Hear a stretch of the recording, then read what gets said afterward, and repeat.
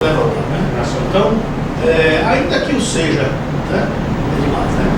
Então, nós saímos de um universo em 88, 400 mil processos no Brasil, e este ano a expectativa é que fique 100 mil.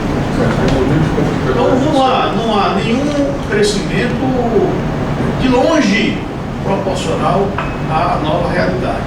Eu acho importante essa participação.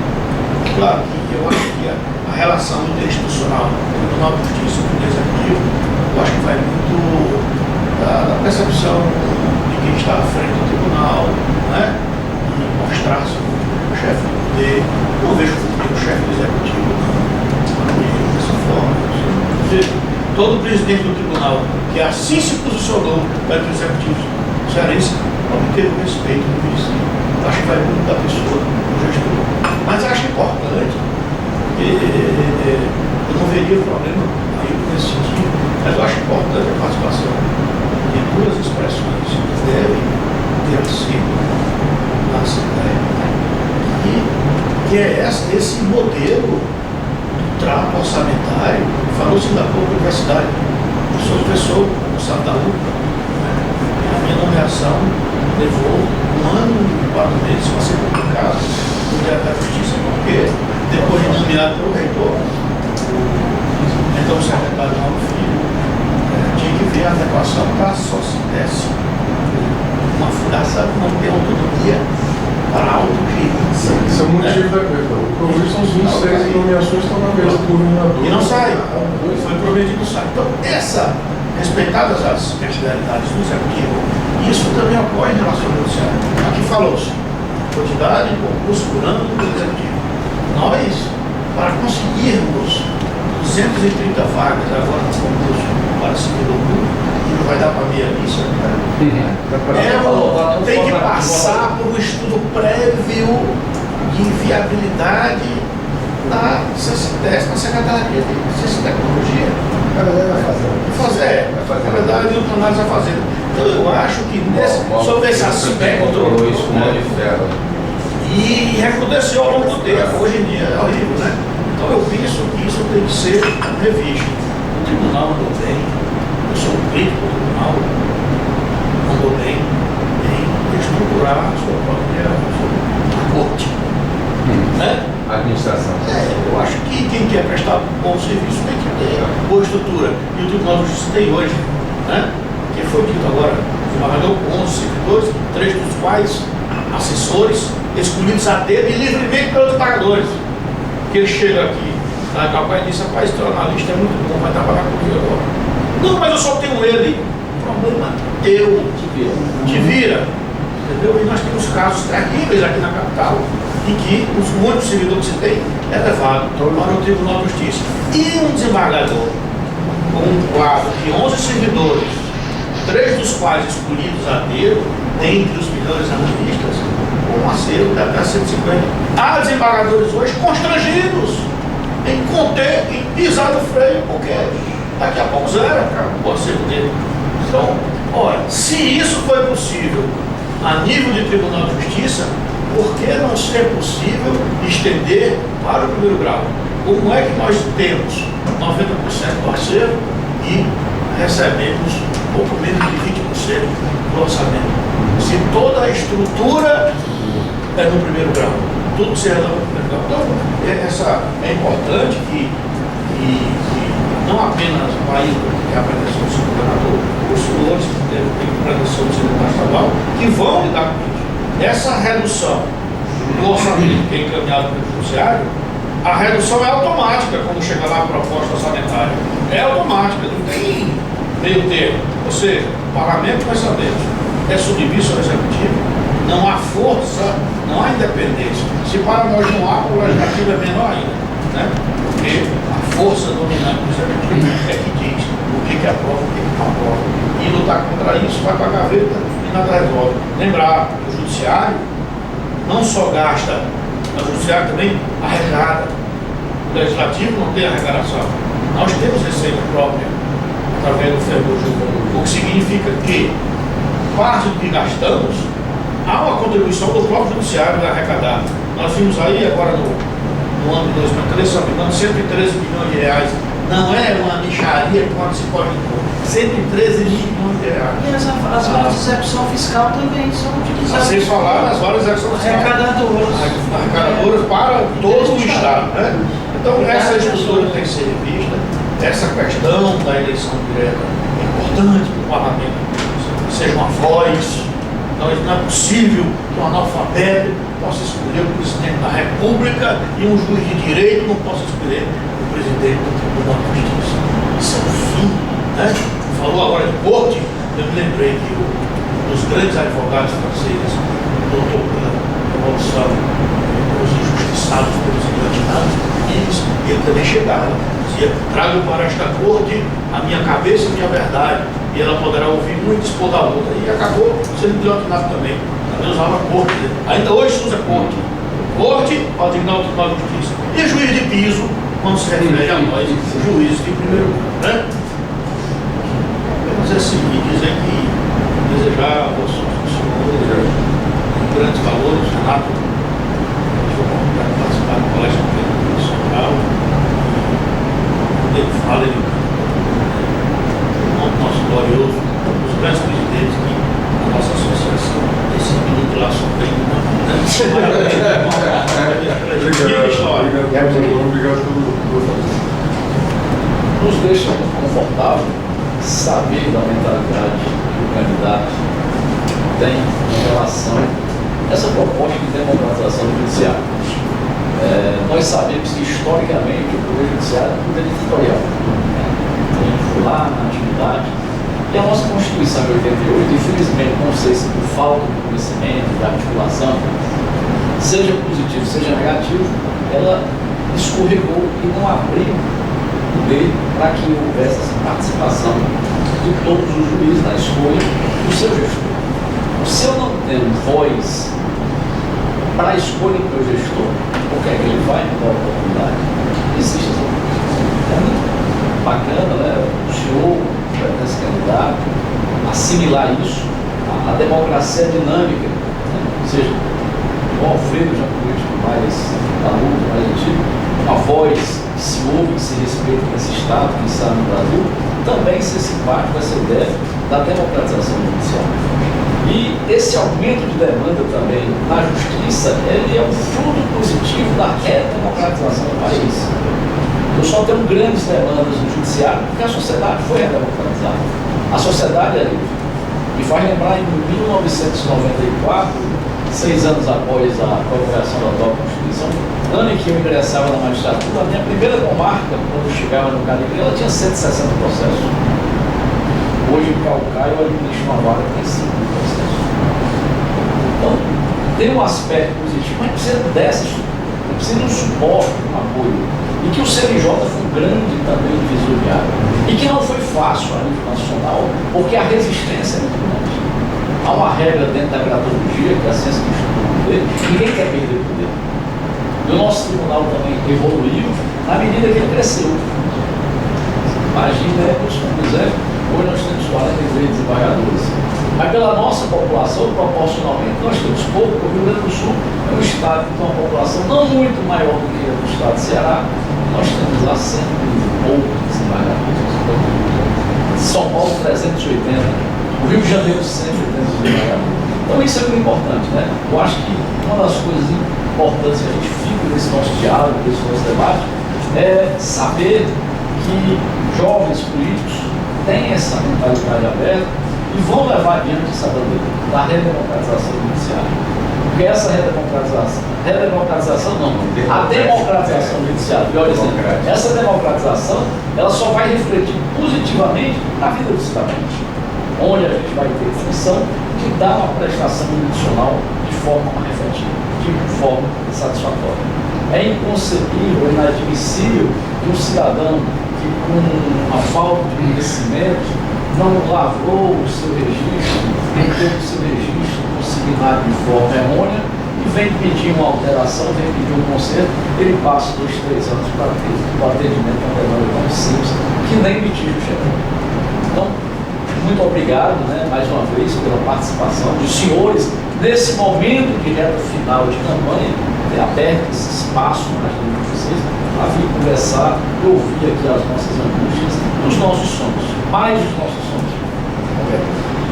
Na verdade, eu não tenho nenhuma consideração assim a fazer, não, mais uma pergunta a eles, assim, de ordem conceitual, né? Porque até confundir fazer, porque não é nada específico, não saber. Mas enfim, eu acho que o PSOL, pode ser considerado um partido classificado como marxista, não sei se é. Mas no marxismo, o poder judiciário, as estruturas de poder são vistos como uma superestrutura para a manutenção do status quo. Digamos assim, não é um instrumento de construção desse projeto socialista que é o gol, que é a meta do pessoal, de todos os grupos que fazem isso. Então, e paradoxalmente, o judiciário tem tido um papel contra-majoritário na promoção dos direitos individuais da pessoa humana e até às vezes revolucionário. A questão da união estável, quando há muito tempo não existia nem divórcio, a jurisprudência já formulava esse avanço, e tantos outros que eu posso enumerar aqui, que vocês vão lembrar mais. Mas, assim, aí o judiciário é visto dessa forma, pelos partidos, esses matizes mais à esquerda. E aí eu pergunto a vocês, aos três, da Bolsa, a todos os três, o Poder Judiciário, nessa perspectiva de construção do projeto social, ele é visto como amigo ou inimigo? Bom dia. Primeiro, eu queria me desculpar pelo atraso. Teve um problema de comunicação entre nós. Eu acabei indo para outro local e qualquer mudança de trajeto de Fortaleza, fiquei meia hora num quarteirão aí, tudo bem. Né? Mais uma vez, eu queria, nem agradecendo, pedindo desculpa, agradecendo, reiterar a justeza da iniciativa, né? A oportunidade. Eu acho que isso é fundamental. E já pegando o mote, tá? Como é que nós compreendemos? O Estado, para nós, ele não é monolítico, ele tem contradições. Né? Obviamente, a face do Estado, eu estou falando do Estado, né? O Estado aparelho, porque nós, sobretudo pela influência que nós temos da ideia de que a nossa luta é uma luta contra a hegemônica, portanto é necessário, são vários caminhos nessa luta contra a hegemônica, há institucionalidades que elas de fato se confrontam, elas são conservadoras, elas se confrontam. Algumas institucionalidades elas mantêm o status quo, outras institucionalidades elas são representação de avanço. O Estado aparelho e o Estado comunidade, eles estão, né, nessa acepção gramsciana, inclusive exatamente, eles estão em contradição, tensão dialética a todo momento. Tanto é que a própria Constituição Federal, né, como carta política, ela vai dizer, olha, você tem a função social da propriedade por um lado, mas ao mesmo tempo, né, a ideia de que a propriedade privada exatamente. A própria narrativa constitucional é uma narrativa politicamente contraditória. O desenho judiciário na Constituição de 88 ficou muito aquém dos princípios, né, constitucionais. Quando você tem o princípio da democracia, esse princípio ele não foi materializado no desenho do judiciário. Então, quando o professor Rochinha ele dizia, olha, que o nosso grande desafio é trazer o princípio da democracia para dentro da arquitetura judicial brasileira. Num mundo que está aí saindo do estado, dessa tensão entre Estado aparelho e Estado comunidade, né? Até porque o marxismo para nós, ele é um prévio em permanente construção. Nós reivindicamos o marxismo crítico do século XXI, né, que com a influência gramsciana, isso. Nós pensamos que nós somos herdeiros da ideia do positivismo de combate, ou seja, você tem em alguns momentos, obviamente, que é reivindicar, né, a aplicação do ordenamento jurídico, porque muitas vezes a política ela está, inclusive, aquém do ordenamento jurídico. Se a gente aplica os princípios constitucionais na economia brasileira, você vai ver como alguns setores, sobretudo setores monopolistas, eles vão se voltar contra a Constituição. Recentemente eu estava lendo um boletim do IBMEC, Instituto Brasileiro de Mercado de Capitais, ele dizia assim, o Brasil não vai crescer enquanto não desconstitucionalizar direitos sociais. Eles diziam isso com todas as letras. Voltou o debate agora. Desconstitucionalização. Então, do nosso ponto de vista, nós somos garantistas. Não só eu, como estudo criminologia, não só o garantismo do ponto de vista penal, mas nós somos garantistas do ponto de vista mais amplo. O garantismo para nós, no momento em que há um recrudescimento penal, que é o hiperencarceramento para resolver a conflitualidade social, porque tem isso. O judiciário é chamado, sobretudo nas Américas, pós-90, pós-ajuste estrutural, né, era esse. Por isso que nós éramos contrários ao modelo judicial imposto pelo Banco Mundial, que queria um juiz calado, por isso vem a súmula vinculante, manietado pela Corte Superior, que é a Corte Superior mesmo, no trato do Banco Mundial,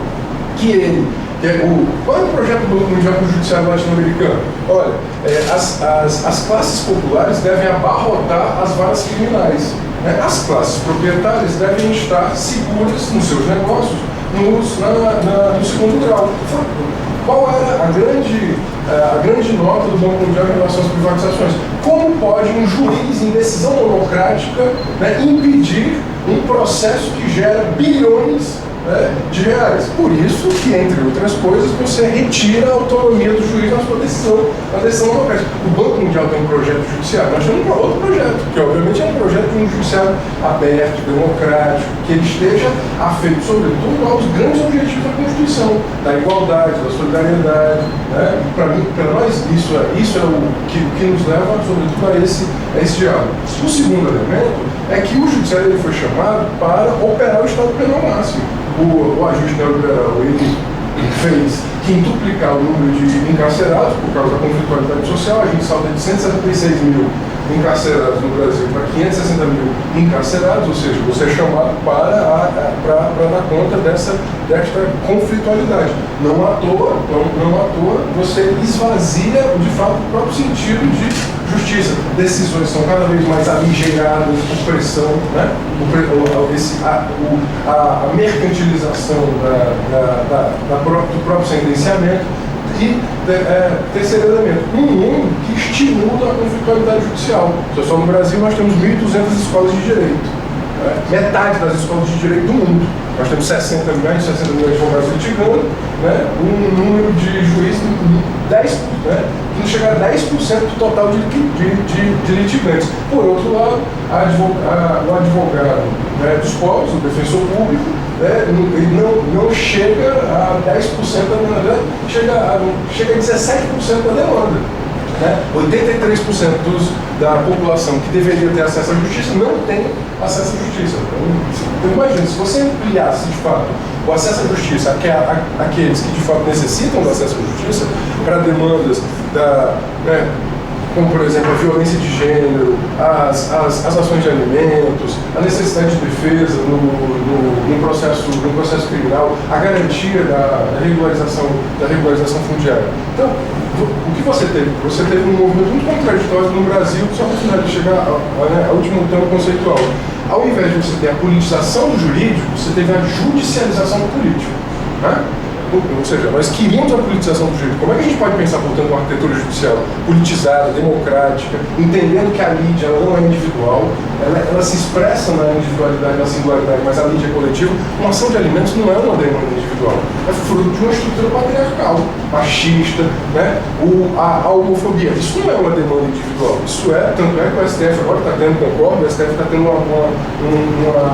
um pensamento muito mais avançado do que a média, né, da população. Exatamente, o legislativo do que a média da sociedade. Tanto é que ele vai entender aquilo que nós já entendíamos, que a homofobia é crime de ódio, ou seja, já está criminalizado, já é um crime de ódio. Então, portanto, esse é o nosso ponto de vista conceitual. Nós queremos ampliar o Estado, a democratização do Estado, tanto é que nós assinamos a reforma política elaborada pelos movimentos sociais, em que ela tem 5 eixos, né? Aperfeiçoamento da democracia representativa, ampliação da democracia participativa, ampliação da democracia direta, né? Democratização dos meios de comunicação, para nós é fundamental, o latifúndio da terra e o latifúndio da comunicação, eles continuam sendo latifúndios no Brasil, só para ter um traço comparativo, e o 5º eixo, que é a própria democratização do judiciário. A democratização interna corpus, desse ponto de vista, nós também somos entusiastas do CNJ. Né?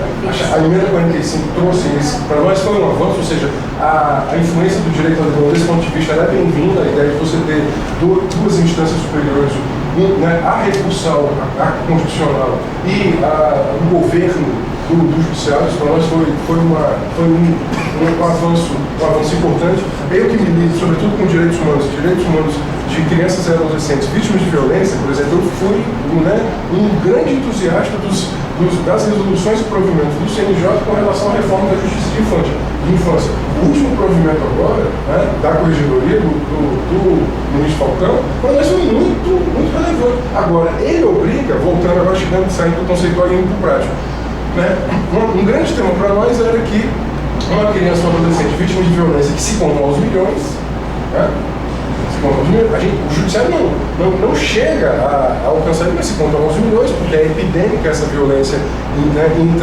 intrafamiliar. Ele, de acordo com o provimento, teria 90 dias dos tribunais para apresentarem os projetos para a contratação das equipes que auxiliaram um juiz. Olha, eu milito nessa área, dou curso nessa área, né, já dei aula na Escola da Defensoria Pública de São Paulo, no Tribunal de Justiça de Rondônia e outros tribunais, sobretudo em relação à questão do trato judicial da criança vítima de violência. O magistrado chega para mim e diz assim: olha, eu estudei direito e não sei como abordar um tema de um abuso sexual intrafamiliar com alguém de 10 anos de idade. Aí ele disse, por isso, aí o judiciário, né, ele disse assim, o meu tribunal não me permite uma psicóloga, um assistente social. Daí a importância do projeto, né? Daí a importância do só uma parte que você está falando, sou juiz de juizado de violência doméstica de Juazeiro do Norte. Então nós temos nós temos uma equipe multidisciplinar que é formada por uma psicóloga, uma assistente social do quadro do tribunal, que é até um luxo, né? É um luxo. E por enquanto temos 2 psicólogas que está demorando a remoção de uma delas. E os crimes sexuais, principalmente crianças, né, vítimas de pais, padrastos, maridos, namorados, irmãos, é uma coisa terrível você, mero jurista, ter que adentrar naquela criancinha altamente complexa, vitimada, traumatizada, e extrair uma verdade que você precisa, sem abstrair, obviamente, a necessidade de se tentar fazer a progressão. Essa equipe é fundamental. Mas o que se vê hoje nas varas de infância e juventude da capital aqui, e eu trabalhei 8 anos na vara de infância e grave, aqui é o caos completo. Hoje a gente sabe, por exemplo, a questão, por exemplo, eu sou trabalhador da assistência social, da proteção social de alta complexidade, né? Portanto, pessoas que perderam tudo e têm que estar abrigadas pelo Estado. E é fundamental, de fato, a inspeção, primeiro, as audiências concentradas, nós defendemos as audiências concentradas ali. Só que, mesma coisa, às vezes a gente reclama com o magistrado, o senhor está fazendo audiência concentrada para rever o processo. Mas como eu vou fazer audiência concentrada? Se a minha vida está concentrada aqui dentro do fórum, você quer que eu saia, né? E é de fato é interessante. O que a resolução do CNJ diz? Saia do foro, saia do palácio, saia da corte, vá ao encontro do jurisdicionado, né? Vá ao encontro jurisdicionado, mas vá ao encontro jurisdicionado com com a estrutura, com a equipe. E ele disse assim, eu já ouvi isso magistrado, eu concordo com a resolução. Ele disse, eu sei que eu estou descumprindo. Eu sei que eu posso ser, inclusive, alvo de uma correção, mas eu não tenho condição, estou aqui com milhares de processos. Isso no clínico geral, né? Tem que dar conta de tudo para comarca de 200 mil habitantes que não tem especialização, porque lá no estado que ele está, não tem o Código de Organização Judiciária, não permitiu isso. Então, eu estou falando de um tema. A gente podia falar dos temas fundiários, em que, mais uma vez, entre que o conflito entre o capital e os despossuídos, ele está lá. E ali, o garantismo, às vezes, ele não se faz presente. Aí, às vezes, uma liminar de desocupação, uma decisão de reintegração de posse, ela tem um efeito social gigantesco, por exemplo, nos tratos urbanísticos, né, que, sobretudo agora, né, que para nós são muito relevantes também, nas lides, né, dos direitos de terceira e quarta geração, em especial o direito ao meio ambiente ecologicamente equilibrado, em que o polo passivo, normalmente, são empresas com uma capacidade de litigância gigantesca, com bancas hoje que tem escritórios no Brasil inteiro, e você tem, por exemplo, uma pequena associação, né, um parlamentar discutindo a questão da proteção ambiental. Ou seja, tem uma é muito desigual, e ela cai. Para nós, a democratização do judiciário, ela passa pelo governo interno da Corpus, mas ela passa pela renovação do paradigma. Por exemplo, eu não simpatizo muito, né, não digo ainda completamente ganho, porque a gente tem que vivenciar mais experiências da justiça restaurativa. A gente não quer uma justiça que seja meramente retributiva, né, inclusive para desjudicializar uma série de conflitualidades que poderiam ser objeto de restauração, em que o Estado juiz ele não seja só o Estado determinante, mas ele possa também ser aquele que ele chama, né, para fazer outras perguntas. Quem lida na esfera penal sabe que as perguntas do direito penal hoje tem 200 anos, quem fez, como fez, quando, né, quando fez. A justiça restaurativa ela inaugura outras perguntas. O que será daqui para frente? Você que foi vítima, qual é a sua demanda? Né? Sobretudo, por exemplo, em lides com violência de gênero, violência contra a mulher, violência contra crianças e adolescentes, como é que o Estado juiz ele vai abrir portas a uma nova, né, a restauração da dignidade que foi abalada pela violência de gênero, pela violência sexual, por exemplo, e também pela violência patrimonial. Então, assim, nós queremos estar a serviço dessa luta, irmão. Em alguns momentos haverá conflitos entre nós? Claro que haverá. A vida tem conflitos. Né? Assim, e é bom que nessa mesa nós já assumamos de antemão que saberemos, inclusive de forma muito franca e transparente, colocar os elementos do conflito, até porque, como toda instituição humana, né, o próprio pensamento do corpo judicial ele não é homogêneo, né? Há contradições gigantescas. Né? Agora, mas eu queria só reiterar, finalizar, o compromisso com a democratização. A democratização interna corpus, mas a democratização de paradigma. Né? Ou seja, o que a gente pensa que é justiça no século XXI? Então, é isso, assim, não é pegando uma expressão que é muito cara, né, ao povo do magistrado, não é o juiz pé de boi. Né? É aquele que sentencia de forma, né,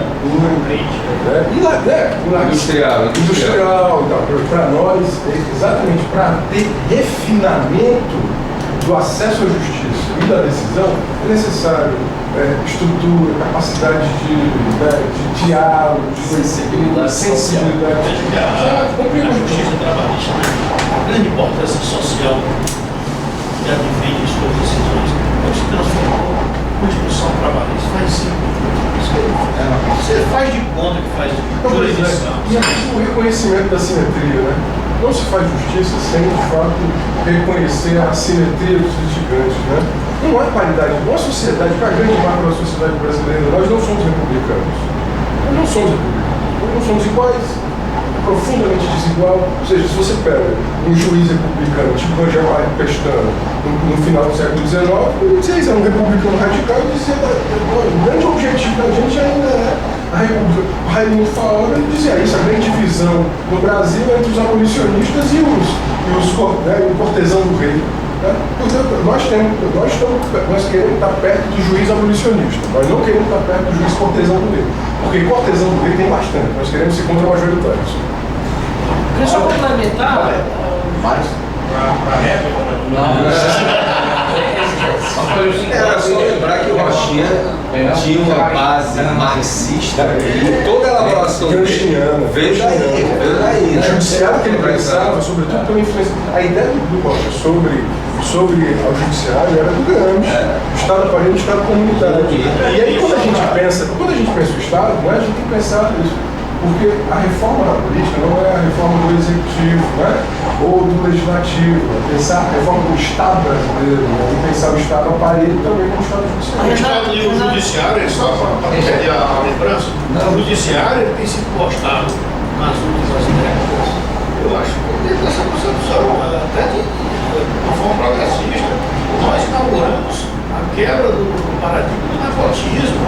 Nós começamos a questão da união-estado, o reconhecimento foi o judiciário, a questão das relações homofóbicas, homoafetivas, é o judiciário, inclusive impondo, até sobrepondo-se à lei, para determinar que os cartórios não podem se recusar a promovê-los. Quer dizer, o judiciário deu um grande passo.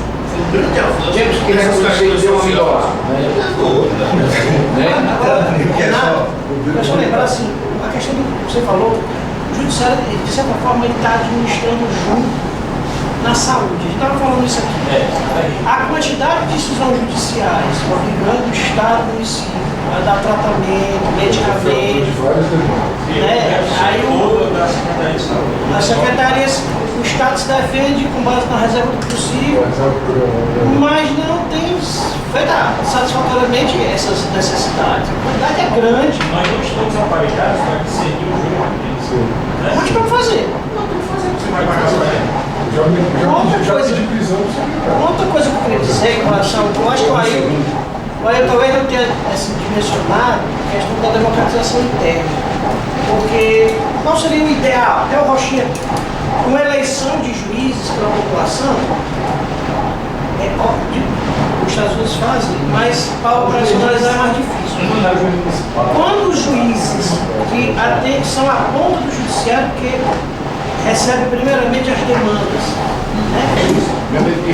Tem o compromisso de votar, o desembargador eleito tem um compromisso com ele também. Porque hoje a forma como só os desembargadores votam não há compromisso com o primeiro grau. Ainda existe um preconceito. Você é juiz do primeiro grau de piso, eu sou desembargador. Muitos nem conversam com o juiz. Então, esse compromisso é exatamente para que a gente tenha voz. Tem uma reunião do Conselho da Magistratura, aquele cidadão disse ali, no meu tempo, o Francisco da Rocha Vida disse, no meu tempo, juiz não podia nem falar com o desembargador. Foi tu que foi chamado, nem falar, não podia nem falar. Foi chamado. Não, eu queria só ressaltar aí a importância desse convite aqui para um debate, uma conversa, né? E isso gera, inclusive, conhecimento para nós. Eu gosto muito do Renato, vocês também, né? Mas é bom que a gente também nos conheçamos, né? Chamamos candidatos para esse debate. Inclusive, nós chegamos até a isso, né? Eu sou seu colega do Banco do Brasil, ex-colega do Banco, tá vendo? Não é bom. Então é muito importante esse debate, que não fique só nessa vez, né? Os outros. Tem uma agenda, assim. O Renato. Eu digo para outras eleições. O Renato, a gente primeiro gosta dele por conta do irmão. Mas aí quando conhece, a gente fica gostando dele mesmo. Agora o voto é secreto e o voto é secreto, o João Alfredo está aqui também, mas eu já venho votando há muito tempo no Renato, né? Não sabe disso, eu não conhecia. Mas eu estive em Calcaia, na outra eleição e eu disse, mas veja só, eu tenho certeza que não fui eu, né? Mas você teve mais de 4 mil votos em Calcaia, eu sei que não foi eu, mas eu acho que alguma coisa eu devo ter dado um empurrão, porque onde eu chegava eu dizia isso. Nós mandamos fazer um café. Nós mandamos fazer um café, porque era um café da manhã também, né? Já está na hora do almoço, mas de qualquer maneira a gente pode ver se ainda está, como é se o café ainda está sóbrio, né? Ainda sóbrio, e a gente pode continuar a conversa, né?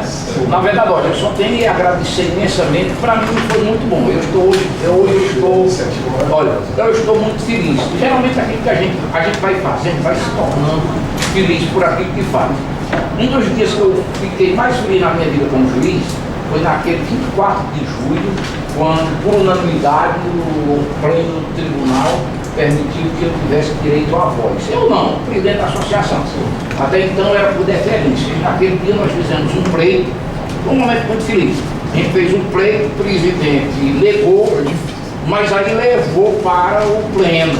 E o pleno foi por unanimidade. Ou seja, ele fez a decisão dele e aí a gente fez aquela manifestação de uns 15 minutos. Por exemplo, foi muito bom. Mas eu acho que hoje talvez seja melhor. Depois do luto. Depois do luto grande. Pois é. Então, nós falamos há pouco da questão da democratização, a gente vai se ter o Ministério Público, que ela é muito bem. O Ministério Público, depois que instituiu a eleição direta, eu acho difícil o governador ousar e não nomear aquele mais votado. Como fez no caso da URCA, quando o menos votado foi o Herzog e o governador nomeou e criou um desastre terrível que hoje repercute muito bem. Então veja bem, com a vitória do Ministério Público, nessa proximidade democrática, o Ministério Público hoje tem assento previsto em lei, assento com direito à voz. O Conselho Superior do Ministério Público, no órgão especial do Ministério Público e no Colégio de Procuradores. Está na lei, lá na organização.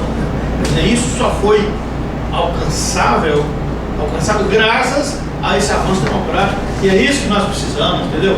Uma coisa é você estar me indicando o direito de voz, e outra coisa é você institucionalmente ter esse direito. Olha, o colega aqui, o Bezerril, falava na Constituinte, né? Alguma equívoco, não, foi o lobby dos tribunais. O saudoso Plínio da Rua Sampaio, ele era do PT, né, deputado federal, uma das bandeiras dele era o controle externo dos judiciais, tinha proposta de emenda constitucional nesse sentido, foi derrotado. Então, assim, os lobbies mais poderosos ali foram dos ruralistas, para impedir a reforma agrária, e o da alta magistratura para impedir a democratização do PT. Mas eu acho que a criação do Conselho Nacional de Justiça, como órgão do Judiciário e não externo, foi mas foi 12 ou 14 anos depois, acho que foi 14 anos de legislação. Eu costumo dizer, graças a Deus, para nós, existe o CNJ. Eu lhes digo, o CNJ ele só foi criado porque ali o tiro saiu por acolá.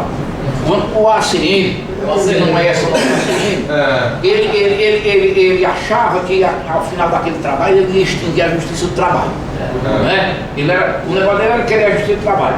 E aí acontece que foi, e aí o caminho se desviou, deu no CNJ, não da maneira que se queria. A justiça do trabalho saiu mais fortalecida do que era, né? Com aquela coisa toda, e realmente. Agora há um negócio interessante. Ainda hoje, as próprias associações magistradas dos grandes estados não toleram o CNJ. Quem mantém o CNJ, quer dizer, quem mantém moralmente e respeita o CNJ são os estados pobres, os estados do Nordeste. Os estados grandes, a própria... Ainda hoje resiste, eu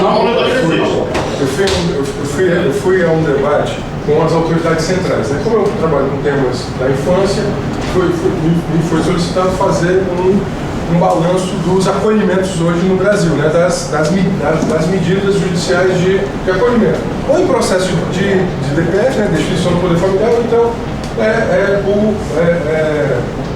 por violência. É impressionante como o representante do CNJ ele é destratado quando ele vai falar do provimento que determina a reestruturação das varas e o cumprimento do prazo do processo de destituição do poder familiar. Que a lei já diz que é 120 dias, o ERP diz que é 120 dias, o provimento foi ilegal, inclusive o provimento estendeu. Ampliou. Como é que o provimento pode estender o prazo que já está na lei? Eu queria lhe sugerir, você contar a oportunidade para tratar disso, faça uma visita às varas Eu não conheço, não é brincadeira não. Bom, né? Se vê, é um mercado persa. Mais uma vez, muito obrigado. Boa sorte.